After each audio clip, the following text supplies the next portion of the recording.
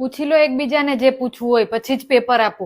પતી ગયું. પેપર મળ્યા પછી કોઈ મને વાતચીત કરતું ના દેખાવું જોઈએ.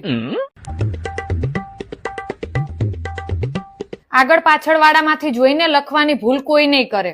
ક્લાસમાં કોઈ પણ કાપલી લાયું છે પહેલા જ પૂછું છું, પછી ના કહેતા કે મેડમે કીધું નહોતું. લાયા હોય તો હજુ મને આપી દો, પછી જો પકડાશે તો નહીં હું ક્લાસમાં બેસવા દઉં કે નહીં પેપર લખવા દઉં. ફ્રેન્ડશિપ છે ને એ ક્લાસની બહાર નિભાવવાની, એક્ઝામ ટાઈમે નહીં. હવે જો તે એને બતાવ્યું તો તારું પેપર હું લઈ લઈશ.